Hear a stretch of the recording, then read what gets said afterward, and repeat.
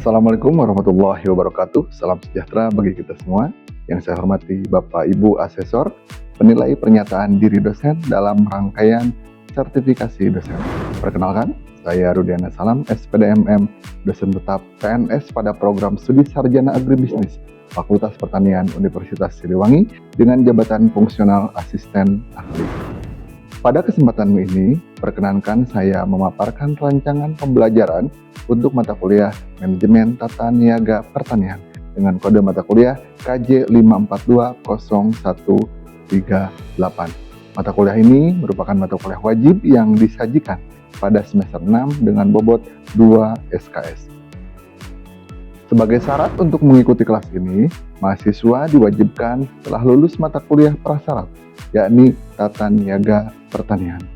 Mata kuliah ini dirancang untuk membangun pemahaman mahasiswa mengenai teori dan strategi pemasaran pada perusahaan khususnya di bidang pertanian. Melalui pembelajaran ini, mahasiswa diharapkan mampu membuat perencanaan, pengarahan, dan strategi pemasaran sehingga mampu mengelola unit bisnis pertanian yang inovatif dan berdaya saing. Rancangan pembelajaran yang saya susun mengacu pada pendekatan konstruktivisme yang mengedepankan metode pembelajaran berpusat pada mahasiswa atau student-centered learning. Aktivitas belajar mengajar dilaksanakan melalui ceramah interaktif, diskusi kelas, presentasi mahasiswa, serta analisis studi kasus dengan case-based method. Untuk mendukung distribusi materi dan kelancaran komunikasi akademik, saya memanfaatkan platform e-agriunsil.ac.id serta video conference seperti Zoom Meeting. Terkait dengan evaluasi hasil belajar, komposisi penilaian disusun secara komprehensif berdasarkan rubrik yang jelas. Bobot penilaian terdiri atas aktivitas partisipatif sebagai komponen terbesar, yakni 45%, kemudian hasil proyek sebesar 15%. Selanjutnya, untuk penilaian pola kognitif, ujian tengah semester dan ujian akhir semester masing-masing menyumbang bobot 15%, serta kuis dan tugas masing-masing 5%. Video pengajaran yang Bapak dan Ibu Asesor saksikan sesaat lagi merupakan rekaman tatap muka pada pertemuan keempat. Pada sesi ini, kita akan fokus pada bahasan strategi pemasaran, apakah produk dan pasarnya sudah existing atau masih baru. Melalui diskusi dan analisis video studi kasus pada pertemuan ini, mahasiswa ditargetkan mampu memahami berkaitan dengan konsep pemasaran, apakah pasar ataupun produknya baru ataupun sudah existing. Demikian paparan singkat mengenai rencana pembelajaran yang dapat saya sampaikan. Selanjutnya, saya mempersilahkan Bapak dan Ibu Asesor untuk menyaksikan implementasi kegiatan pembelajaran tersebut. Selamat menyaksikan. Baik, kita mulai ya. Bismillahirrahmanirrahim. Assalamualaikum warahmatullahi wabarakatuh. Luar biasa. Jawab salamnya kurang ramai sekali lagi. Assalamualaikum warahmatullahi wabarakatuh. Waalaikumsalam warahmatullahi wabarakatuh. Luar biasa, semangat, salam sejahtera untuk kita semua, rekan-rekan yang begitu saya cintai dan begitu saya banggakan. Sebelum kita mulai, mari kita berdoa terlebih dahulu kepada Tuhan Yang Maha Kuasa agar aktivitas kita di pagi hari ini bukan hanya sekedar rutinitas, namun melainkan mendapatkan nilai tambah. Berdoa menurut ajaran agama dan kepercayaan masing-masing dimulai.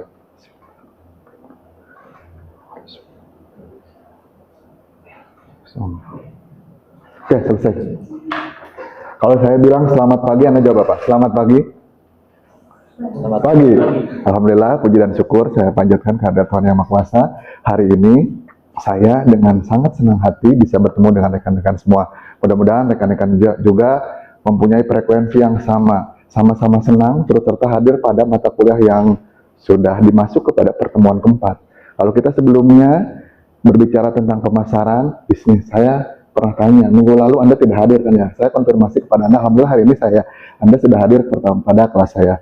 Rekan-rekan yang saya cintai dan yang saya banggakan, kalau kita berbicara pemasaran, mau jadi pemasar semua? Mau nggak? Mau ya, harus dong. Apalagi kita di prodi agribisnis, tujuan kita adalah memasarkan produk semuanya. Boleh jadi kita bisa membuat produk ya, tapi untuk memasarkan itu tantangan tersendiri juga. Masing-masing semua mahasiswa, apalagi Anda sudah semester akhir, mudah-mudahan Anda menjadi ujung tombak dari pelaku petani-petani kita, dan Anda turut kontribusi terkait dengan kegiatan pemasaran. Baik, rekan-rekan, di pertemuan minggu lalu ada ungkapan dari guru pemasaran gitu, Peter Drucker gitu ya, yang berbicara bahwa sisi terakhir ideal pemasaran itu adalah ketika perusahaan sudah mampu memasarkan dirinya sendiri. Artinya apa? Bukan produknya yang jalan sendiri, tapi memang sudah dalam tahapan ideal. Tapi tentunya untuk bisa dijual, memasarkan dengan sendirinya itu perlu effort, perlu usaha. Sepakat nggak rekan-rekan? Sepakat ya. Usaha seperti apa? Nanti kita bahas ya. Anda UMKM, Anda mau jadi CEO kan ya? CEO semua kan ini ya? CEO. Makanya yang kita bahas adalah berkaitan tentang kalau CEO yang dipimpin apa? Perusahaan kan ya? Makanya kita pertemuan kali ini membahas tentang bagaimana strategi dari perusahaan dan strategi pemasaran. Bagaimana membangun engagement bukan tunangan ya, engagement ya, keterkaitan antara pelanggan dengan kita, penjual ya.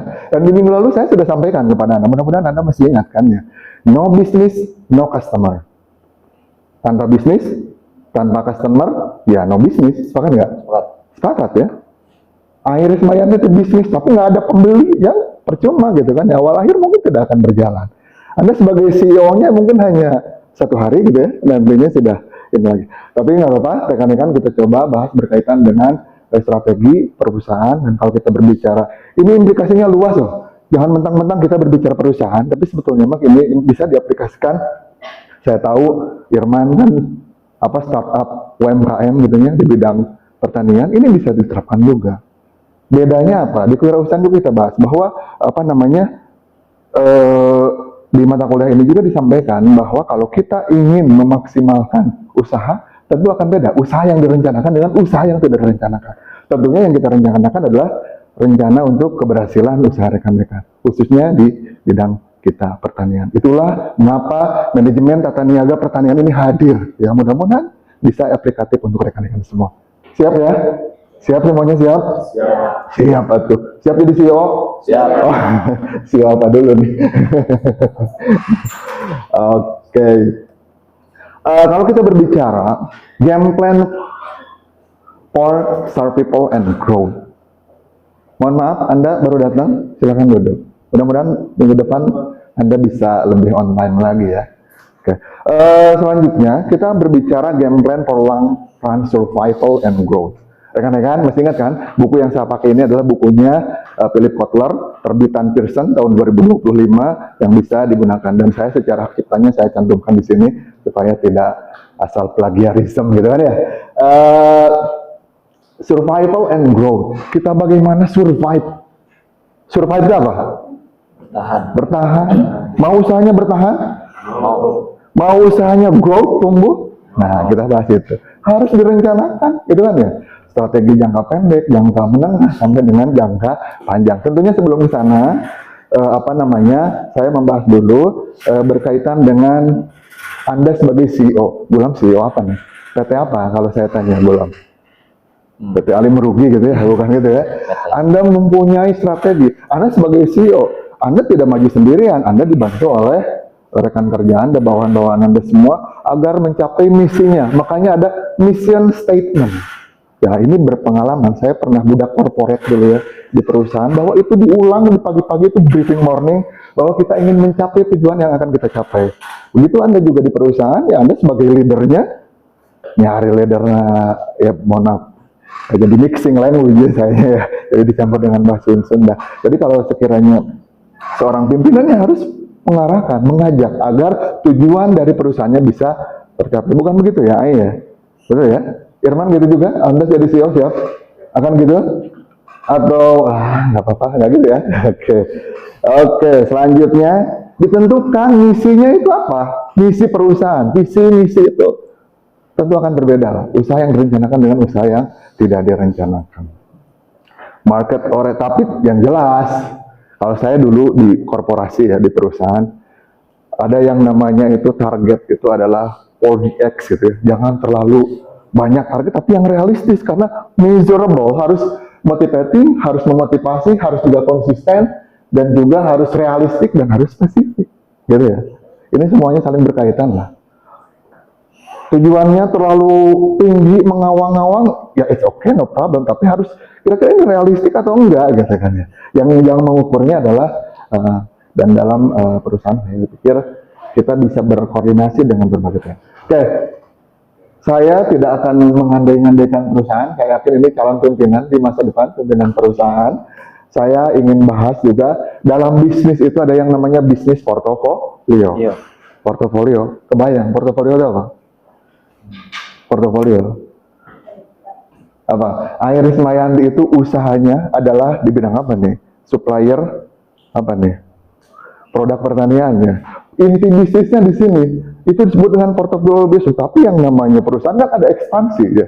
Nanti boleh jadi yang menjadi sumber utamanya bukan hanya dari supplier timun gitu ya, dari Cewar Beti, Cewar Timun kan ya, dari timun. Tapi boleh jadi Anda usaha-usaha yang lain.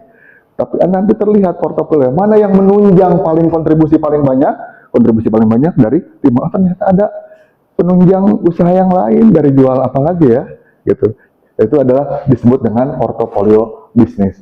Dan ini perusahaan biasanya menerapkan beragam. Ada yang saya sampaikan, Strategic Business Unit. Anda harus ingat, SBU. Kalau bahasa Inggrisnya SBU. Ya, gitu ya. Belum ya, pengejaannya kalau bahasa Inggris seperti itu kan ya. SBU. Apa? Strategic Business Unit.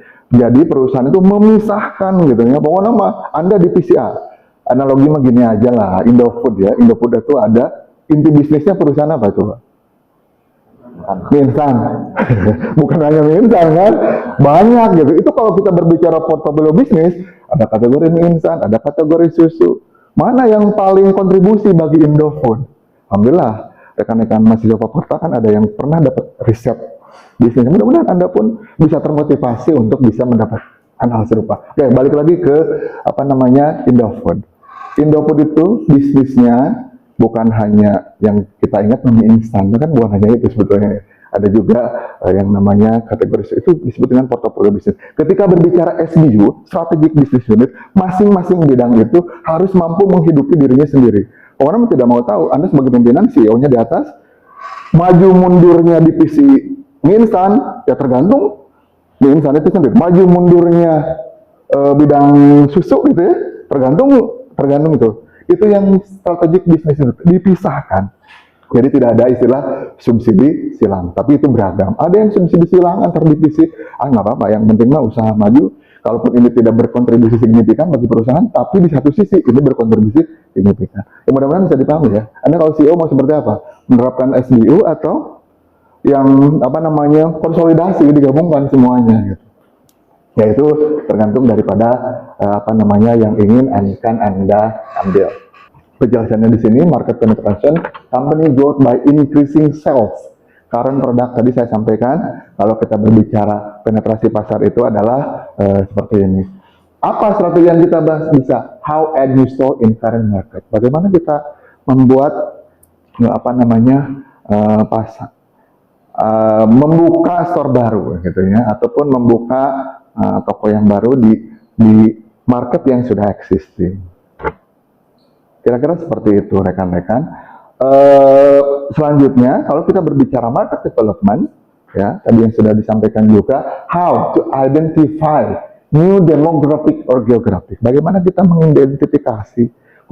Harus profiling dulu kan ya. Kira-kira yang pasarnya seperti apa nih? Tentu beda karakter Ciamis dengan Tasik, sama beda?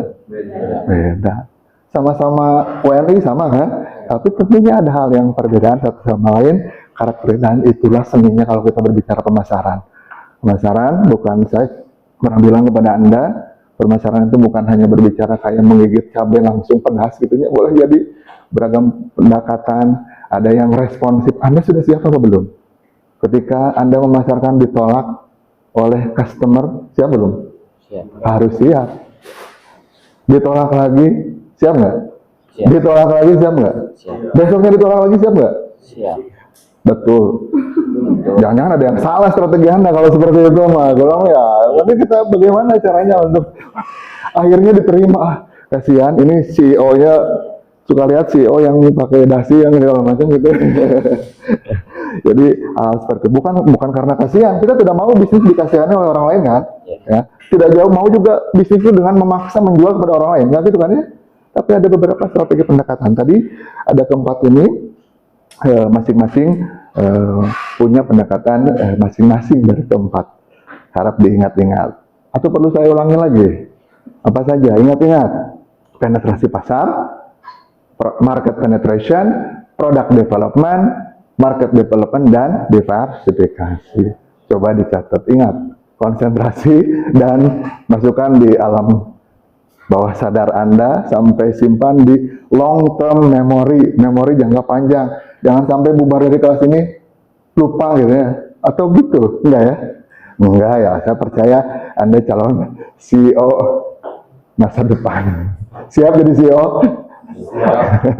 Kita berbicaranya perusahaan ya, nggak apa-apa, karena di manajemen tata niaga, tapi implikasinya kita berbicara yang idealnya per perusahaan, tapi saya pikir itu bisa diterapkan ketika Anda pun melaksanakan startup bisnis gitu ya. Irman punya ini harus direncanakan, tentunya akan ada pendekatan hal-hal yang berbeda ketika produknya sudah ada atau pasarnya sudah ada, produknya baru, pasarnya baru. Bisa dipahami sampai sini rekan-rekan? Bisa diingat? Bisa diterapkan? Bisa ya? Alhamdulillah, luar biasa rekan-rekan ini. Memang saya senang kalau ngajar di prodi agribisnis ini, mahasiswanya luar biasa, cerdas-cerdas, sehat-sehat, dan pintar-pintar. Mudah-mudahan ini jadi modal Anda untuk semakin maju lagi di masa yang akan datang. Oke, tapi ingat ya, namanya bisnis itu ada yang disebut dengan downsizing. Apakah usaha itu maju selamanya? Tapi mau nggak maju terus ya? Oke, flashback dulu ke materi sebelumnya. Dalam tahapan bisnis, ada 4 kan? Dari awal kita introduction, masih ingat? Pemasaran itu adalah memperkenalkan dulu kan? Kemudian selanjutnya adalah tahapan growth, pertumbuhan. Kemudian ketika yang ada di puncak itu adalah tahapan maturity. Maturity itu tahap puncaknya. Tapi tidak selamanya usaha itu di puncak, ada aja. Anda usaha jadi CEO, penguasa pasar timun, bukan timun ya, udah ya, Anda saingan berarti sama ini ya. Pengusaha pasar kentang, ada mungkin follower yang mengikuti ingin keberhasilan Anda. Di saat itu Anda bagaimana untuk terus bisa eksis di maturity. Karena ada yang tahapan selanjutnya adalah decline. Masih ingat? Tidak perlu saya tulis ya. Introduction, growth, maturity, and decline. Decline itu tahapan menurun, yang namanya perusahaan ada product or business is unprofitable. Atau dari sekian banyak, dari sekian banyak usaha, portofolio yang menopang usaha Anda, ada timun, ada kentang, apa lagi? Cabai, apa lagi? Apa? Tomat, apa lagi? Jagung. Anda pernah bikin ini ya, timun Jepang dulu ya? Alhamdulillah saya pembeli pertama kan ya? Alhamdulillah, timun Jepang. Ya kan? Dari sekian banyak, ternyata Anda melihat downsizing ya, dan ternyata pasar timun Jepang di Tasik mah tidak terlalu potensial karena timunnya apa namanya yang disuplai dari Cahur Beti, Iris Mayanti yang diterima oleh pasaran. Akhirnya menurun, akhirnya boleh jadi Anda unprofitable, tidak menguntungkan, sehingga perlukah dipertahankan? Belum tentu bisa dipertahankan atau bisa mengekspansi pasar yang lain. Ternyata kalau di Tasik mah kurang untuk timun Jepang. Alhamdulillah ada customer pertama, mudah-mudahan Anda masih ingat ya customer pertama Anda. Saya customer pertama Anda datang waktu itu dengan sudah bagus, penawarannya sudah bagus, tidak ada pemaksaan ke saya kan ya. Akhirnya saya beli dengan sukarela dan senang hati. Tapi yang jadi pertanyaannya, saya repeat order apa enggak? Repeat order, beli lagi apa enggak? Enggak ya, itu jadi harus jadi pikiran buat Anda itu ya. Kenapa saya tidak membeli lagi? Oke, unprofitable maka no longer fit the company overall the strategy. Jadi ada beberapa, ya lihatlah perusahaan besar, ada yang dulunya eksis gitu ya, produknya, tapi perusahaannya masih ada. Dulu mah Indofood, Supermi, sekarang masa kayaknya kurang. Semuanya ke Indomie, hal seperti itu, tapi tetap mungkin dia pertahankan. Boleh di-cut atau juga ke usaha yang lain. Dan yang selanjutnya adalah kalau kita berbicara pemasaran adalah partnering. Maka kalau berusaha selalu bermitra ya, punya partner bisnis, karena poinnya main lah, no customer, no business. Kalau ada bisnis berarti harus ada customer, harus ada konsumen, gitu ya. Sepakat ya? Sepakat. Dan saya kira demikian untuk pertemuan kali ini. Mudah-mudahan ada manfaatnya bagi saya dan bagi rekan-rekan. Dan jangan lupa, saya sudah sediakan untuk mengevaluasi pembelajaran kita di hari ini. Saya sudah menyiapkan tugas. Anda senang kan kalau dikasih tugas ya? Luar biasa ya, semuanya atraktif kalau mau tugas. Bukunya ada di buku Principle of Marketing, karya Philip Kotler tahun 2025, halaman 125. Maka Anda kerjakan, deadline-nya mau besok atau hari ini? Besok ya. Deadline-nya besok, silahkan segera kumpulkan. Baik, rekan-rekan, ada pertanyaan? Tidak ada ya? Kalau tidak ada, saya kalipir karena sudah ada pertanyaan. Bangga kalau pertanyaan. Harus ada pertanyaan. Sebelum saya akhiri, harus ada pertanyaan. Apa-apa, Nacel? Oke. Izin bertanya Pak, menurut Bapak sendiri untuk menjalankan bisnis antara bisnis dengan metode konglomerasi ataupun dengan managing anak usaha itu lebih menguntungkan mana gitu Pak? Dan juga resikonya itu bisa lebih besar mana antara konglomerasi ataupun dengan berbisnis dengan anak usaha gitu? Oke, terima kasih ya. Tadi saya sudah sampaikan, perusahaan ini saya alami ketika saya bekerja di perusahaan. Perusahaan pernah menjalankan yang bukan konglomerasi, apa namanya itu, konsolidasi semua ya. Sementara di satu sisi tadi ada SBU, Strategic Business Unit, masing-masing harus mampu survive menghidupi dirinya sendiri. Kalau ditanya mana yang harus dilakukan, saya pikir dua-duanya bisa diambil karena masing-masing punya kelebihan dan kekurangan. Di satu sisi, kalau yang konsolidasi itu kan secara perusahaan boleh jadi akan tetap eksis ya, karena misalkan produk A tetap jalan, sebetulnya yang paling kontribusi itu adalah produk A, dan produk B itu kurang profitable, tapi karena sistem perusahaannya konsolidasi, jadi subsidi silang satu sama lain, boleh bisa jadi diambil. Karena apa? Meskipun produk B ini tidak menguntungkan, tidak berkontribusi keuntungan yang besar kepada perusahaan, tapi produk ini tetap dibutuhkan, dan ada kalanya perusahaan itu menerapkan strategi seperti itu. Ini produknya tidak, kalau dilihat secara cuan ya, value gitu ya, value ini kayaknya nggak kontribusi bagi perusahaan, tidak terlalu besar dibandingkan produk A secara portofolio. Tapi ini produk untuk eksistensi, agar misalkan ingin brand image tetap eksis, karena kalau ini dicari nanti bisa jadi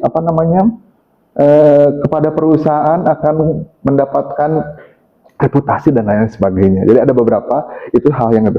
Balik lagi kembali tadi yang SBU, Strategic Business Unit, ini semuanya pernah saya alami juga ketika saya di korporasi dulu. Semua dari A sampai Z, pegawai, SDM, manajer, sampai dengan staff, bidang B ini terpisah dari bidang A yang konsolidasi bisnis. Implikasinya apa? Unit bisnis saya, kebetulan saya termasuk yang tidak unprofitable gitu ya. Implikasinya apa? Yang divisi A punya, kan kalau gaji di perusahaan bukan hanya gaji kan, ada tunjangan, kemudian ada bonus. Yang bidang A tunjangannya besar, sementara ya kalau tunjangan yang unprofitable ya sebanding gitu ya. Tapi di satu sisi bisa jadi pemacu kan, memotivasi. Makanya baik SBU ataupun konsolidasi, saya pikir dua-duanya bisa diterapkan, tergantung mana pendekatan yang ingin kita raih. Anda selaku CEO, dan itu namanya perusahaan berdinamis. Yang saya alami, perusahaan menerapkan konsolidasi, menerapkan juga yang terpisah SBU seperti itu. Gitu ya, terima kasih. Nah, perlu saya apresiasi, tepuk tangan untuk Oke, sama-sama. Gitu ya. Apa? Diskusi lagi, siap? Masih ada? Oke, Ai. Baik, sebelumnya perkenalkan, nama saya Rismayanti. Izin bertanya terkait ketika dalam suatu pasar A itu tadinya sales kan ya Pak biasanya? Sales. Ya. Saya sales dulu. Kenapa? Biasanya contoh ruko itu jualan sembako, kemudian tahun ke tahun berubah jadi ciki-ciki kayak gitu Pak. Otomatis si sales itu kan ditanyakan oleh pihak perusahaan kenapa barangnya itu produknya bisa beda gitu Pak. Nah, bagaimana itu strateginya? Strategi siapa? Strategi perusahaan, strategi sales, atau strategi sales customer? bagi ke perusahaannya untuk penjelasannya gitu. Penjelasannya. Tapi bukan memanipulasi kan itu mah ya, bukan memanipulasi. Dikirimnya ke ruko A padahal yang pesannya ruko A tapi dikirimnya ke ruko yang lain, bukan gitu ya. Tapi kalau berbicara tentang sales, penjualan, purchase order, itu semuanya, apalagi kalau perusahaan, idealnya apa yang saya sampaikan juga itu semuanya sudah terdokumentasi. Harusnya tidak terjadi seperti itu. Apa yang dipesan maka apa yang dikirim, tidak pesannya kirim timun, yang datang yang lain gitu ya, produk yang lain. Jadi kalau seorang sales itu kan penghubung ya, perantara. Anda ujung tombak perusahaan itu adalah sales. Idealnya ya kalau lebih teliti lagi berkaitan dengan pesanan dan lain sebagainya, sehingga tidak terjadi ada miskomunikasi. Saya pikir seperti itu. Ya konteksnya mudah-mudahan bisa sesuai. Oke, baik rekan-rekan, terima kasih atas pertanyaan yang luar biasa. Bagi saya pertanyaan itu adalah hal yang sangat saya senangi gitu ya, karena justru ilmu itu prosesnya berawal dari pertanyaan dari mahasiswa. Kita bisa menggali lebih lanjut lagi, dan rekan-rekan pun demikian, menjadi lebih mendalami terhadap materi. Baik rekan-rekan, di pertemuan keempat ini mata kuliah manajemen tata niaga pertanian, mudah-mudahan kita mendapatkan hal yang bermanfaat untuk diri saya dan untuk rekan-rekan semua. Demikian saya sampaikan. Seperti biasa, sebelum kita akhiri, mohon izin saya tutup pertemuan kali ini. Saya tutup dalam agama Islam. Apabila ada yang beragama lain, silakan menyesuaikan. Ditutup dengan doa kafaratul majlis. Subhanakallahumma wa bihamdika, asyhadu an la ilaha illa anta, astaghfiruka wa atubu ilaik. Nasrullah wa fathun qarib wa basyiril mu'minin. Assalamualaikum warahmatullahi wabarakatuh. Waalaikumsalam. Bapak dan Ibu asesor yang saya hormati, demikianlah cuplikan kegiatan pembelajaran tatap muka pada mata kuliah manajemen tata niaga pertanian yang dapat saya tampilkan. Pada kesempatan kali ini, saya menyadari sepenuhnya bahwa upaya mencetak lulusan yang unggul memiliki filosofi yang sama dengan manajemen pemasaran itu sendiri. Sebagaimana perusahaan harus terus berinovasi, kemudian menentukan strategi pemasaran yang tepat. Apakah produknya sudah baru atau existing, ataupun pasarnya yang baru ataupun existing. Demikian, kita sebagai pendidik harus terus mengevaluasi diri dan meningkatkan nilai tambah pembelajaran agar mahasiswa sebagai mitra utama kita mendapatkan pengalaman belajar yang terbaik. Hal ini menjadi komitmen saya untuk terus mengembangkan strategi pembelajaran yang adaptif guna menghasilkan sarjana agribisnis yang kompeten, inovatif, dan siap menghadapi tantangan pasar pertanian global.